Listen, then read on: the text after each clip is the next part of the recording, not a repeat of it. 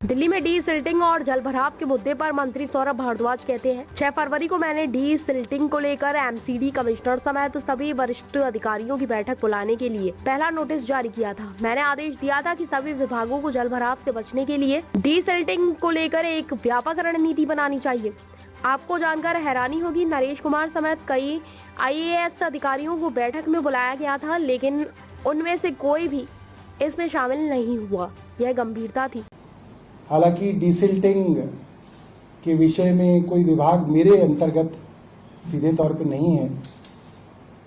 दिल्ली के अंदर की डिसिल्टिंग जनरली 4-5 एजेंसीज करती हैं, जिसके अंदर मुख्यतः MCD, NDMC, DDA, cantonment board, PWD करती है, और जो बड़े यमुना से संबंधित नाले होते हैं, जो यमुना में ड्रेन गिर रही होती है, उसमें से कुछ नाले इरिगेशन फ्लड कंट्रोल करता है। मेनली नजफगढ़ नाला इरिगेशन फ्लड कंट्रोल करता है।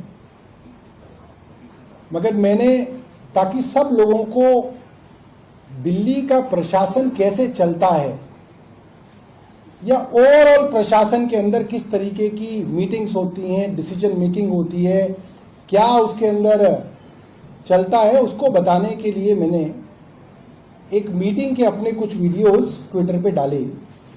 और वो वीडियोस ऐसा नहीं है कि कोई सीक्रेट कैमरा से रिकॉर्ड हो रहे थे। उस मीटिंग के अंदर बाकायदा सामने कैमरा लगा के वो रिकॉर्ड हो रही थी, सब अफसरों को मालूम था। तो आप मान सकते हैं कि वो ऑफिसर्स एट देयर बेस्ट थे। जो बिना कैमरे की मीटिंग होती है उसमें क्या होता है वो तो मैं कभी किसी और दिन बताऊंगा। वो था जब कैमरा लगा होने के बाद जो अफसरों का बर्ताव था वो उसमें था।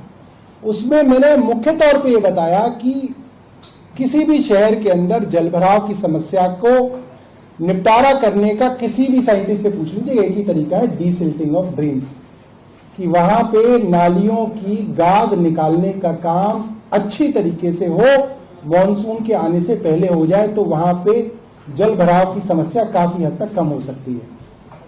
और उस मीटिंग के अंदर मेरे कुछ यही सवाल थे कि जब डीसिल्टिंग होती है सामान्यतः, क्योंकि मैं भी एक विधायक हूं, अपने एरिया के अंदर घूमता हूं, घर से सेक्रेटेरिएट तक, सेक्रेटेरिएट से कहीं और पूरे दिन आना जाना होता है। तब जब डीसिल्टिंग का समय होता है तो सड़क के किनारे ढेरियां दिखती हैं कि गाद निकाल के काले काले रंग की ढेरियां जो है लगी हुई होती हैं, जिसको डिपार्टमेंट जो है सूखने के लिए छोड़ देते हैं।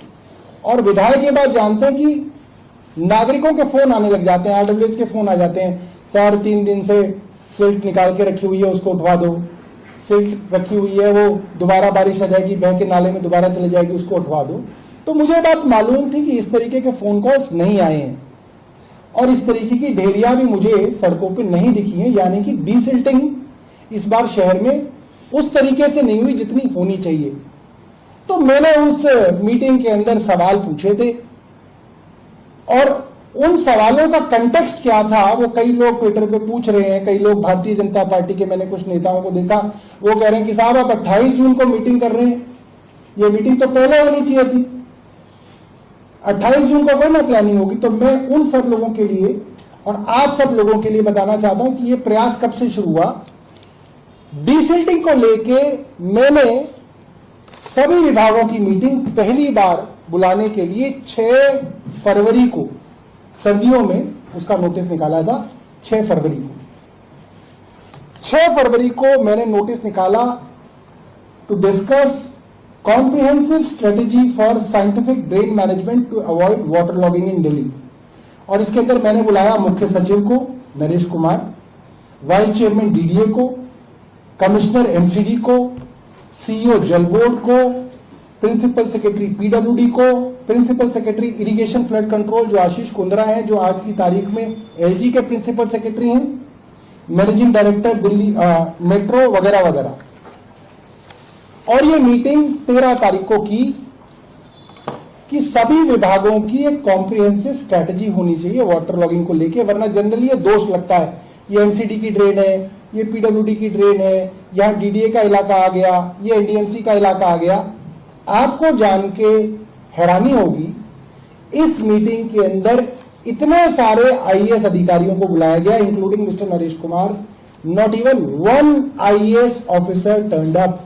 इनमें से कोई भी आईएएस अधिकारी इस मीटिंग में नहीं आया। ये सीरियसनेस है इन अधिकारियों की वाटर लॉगिंग को लेके, डीसिल्टिंग को लेके।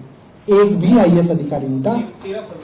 13 फरवरी को जो मीटिंग हुई, उसके मिनट्स में आपको दिखाता हूं।